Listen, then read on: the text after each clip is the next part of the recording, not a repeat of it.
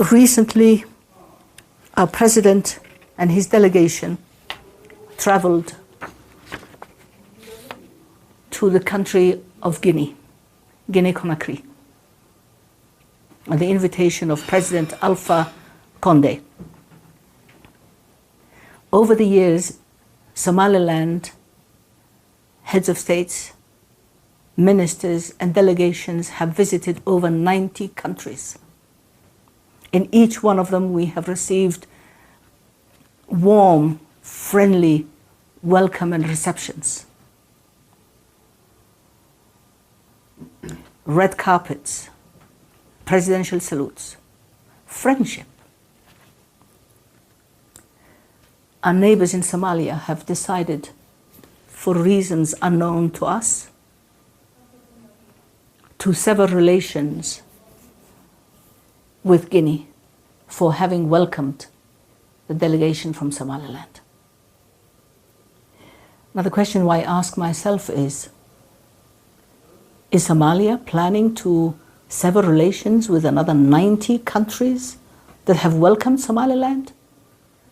Is it planning to sever relations with Ethiopia, Djibouti, and others? We think this is a great disrespect to the president, who is very much loved by his people and respected by the rest of African governments, President Alpha Condé. It's a great disrespect and an insult to a head of state who cannot be given a dictation about who he can welcome to his country or not. President Alpha Condé does not need the permission of Shabab or terrorists or the heads of failed governments. And since Somalia is very expert in terrorism, I'm asking myself, are they inventing a new form of terrorism? Diplomatic terrorism? Political terrorism? This cannot work in Africa. Heads of states are sovereign and need to be respected as such.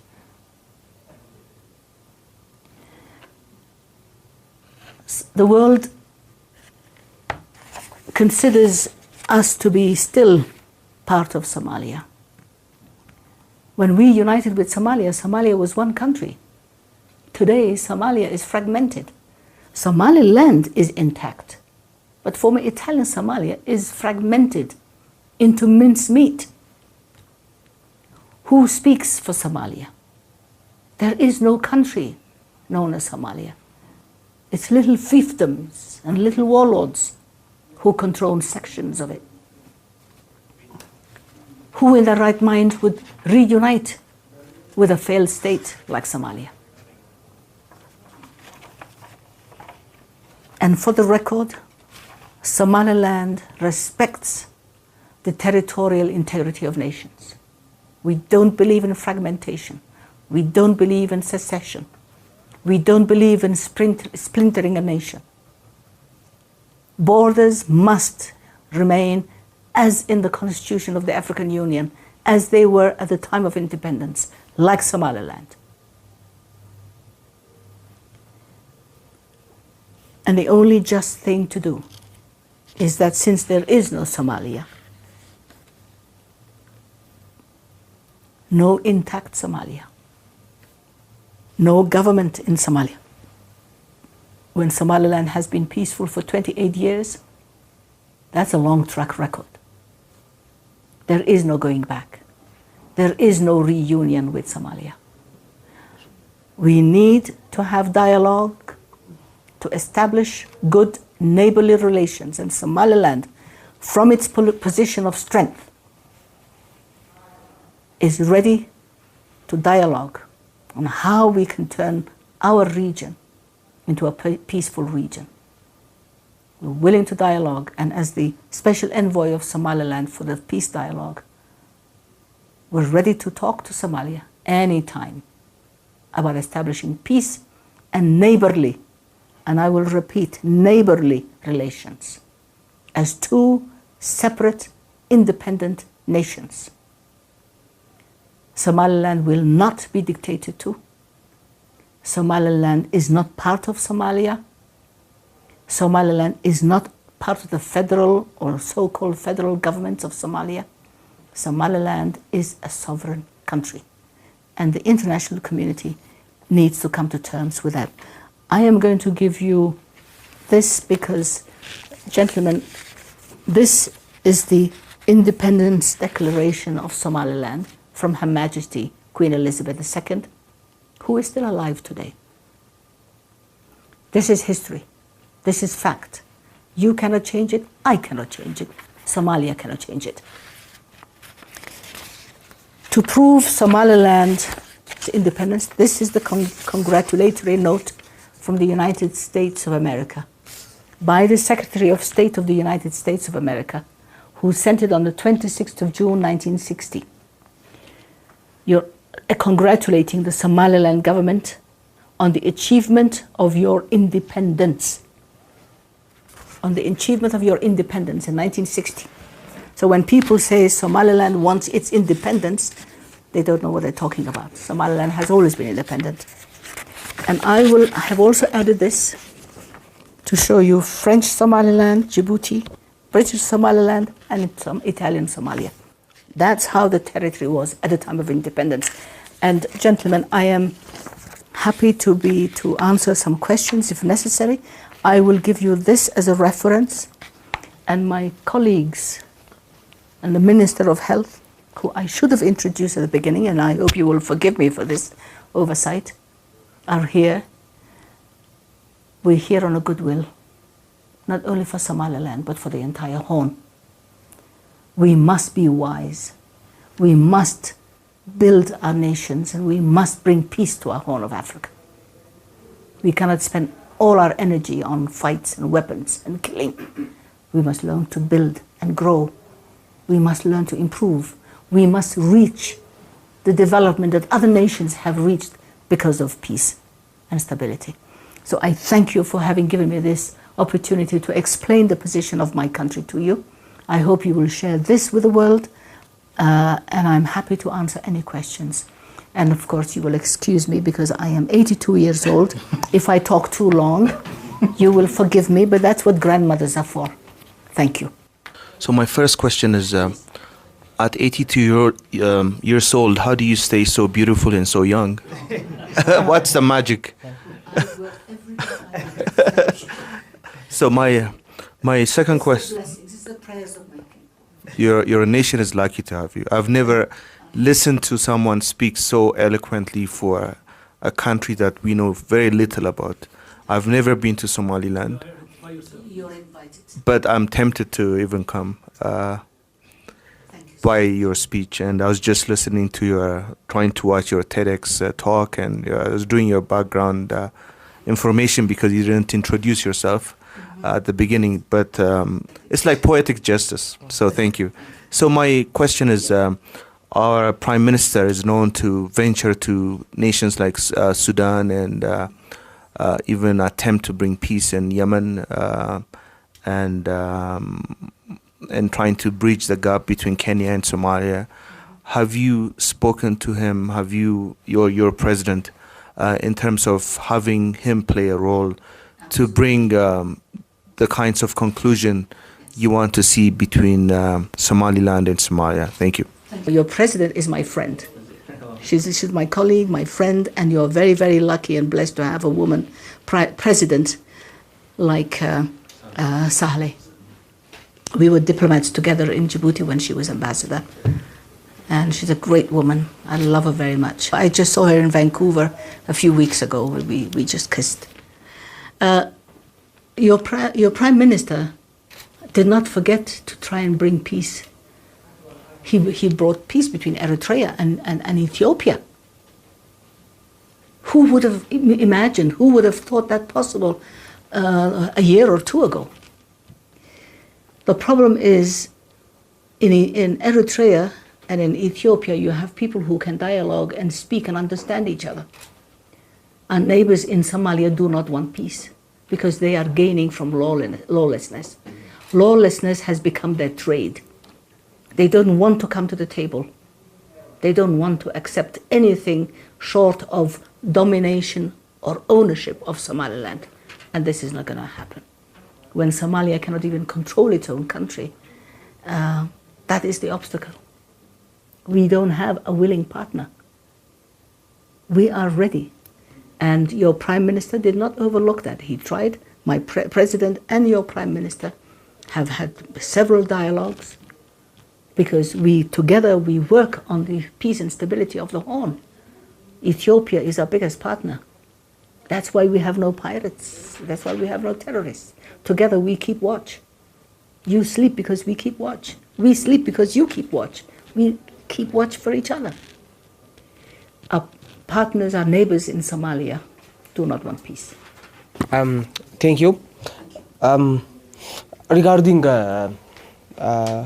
any kind of contacts you may have with Somalia, or the government based in Mogadishu, do you have or are you trying to have low-level contacts or indirect contacts with people that have, let's say, close contacts with the administration of Farmajo to ensure, at least to try to have a neighborly dialogue and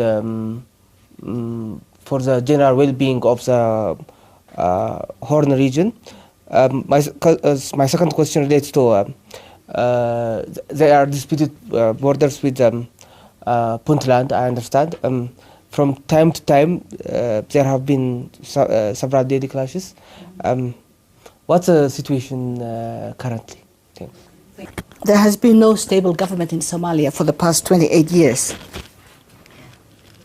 They've had 16 peace conferences to bring peace among themselves in Somalia, Italian Somalia.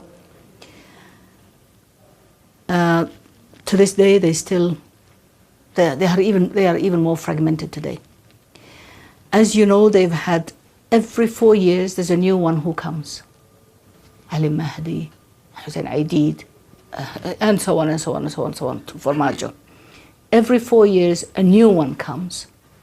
They change their name: transitional government, national government, federal government. I don't know, next one, I don't know what they're going to call it. No government. But somebody comes, gets nominated by 200 votes, spends $1-2 million, buys the votes, collects as much money as he can, and goes away and makes room for the next one.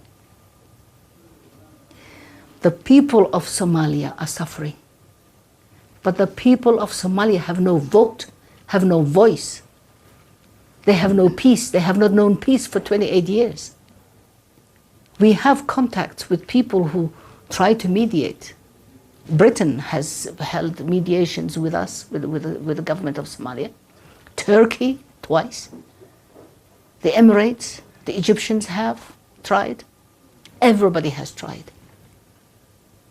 But Somalia does not want peace. Now, when it comes to the region that is referred to as Puntland, is the region of Migertenia. You know, in the Somalia Italiana, if you look at all the regions, Mudug, Migertenia, Banaadir, and Bay, Bakal, these are all the regions. Juba, and the region of Migertenia changed its name in 1998, 21 years ago, to Puntland. But it's a region of Somalia. And of course, because it's the nearest one, the one that we have a border with, there are always skirmishes and there are always aggressions. But the boundaries of Somaliland are not disputed. They are as the British has left them in 1960. Okay, thank you very much, Madam, for this briefing. You enlightened us a lot about our neighbor, which we only know a little about. Thank you for that. I have a few questions. Yes, the first one is, let me introduce myself. I'm Andualam Sisa. I write for New Business Ethiopia. It's a more economic website. And I also write for Daily Nation, the correspondent from here for Kenya. The first question is, I want to focus on economic and trade relationship between Ethiopia and Somaliland. Can you put some figures on these trade relations over the past years, how it was growing? And the other is there is expansion on the port of Berbera, and any progress on that one? That's also interesting to know. And why? Finally, about the political issues that you just mentioned. Why do you think these efforts have failed again and again to bring peace between the two brothers, Somaliland and the Somalia, since you have the same culture, the same religion, the same people, and how come it is difficult for you guys to come into consensus at some point? Thank you so much. You know that there are always regular convoys from the port of Berbera. 1/3 of the food aid that is coming to Ethiopia comes from the port of Berbera, you know that. That is the formal UN food aid. But the other trade is growing in both directions.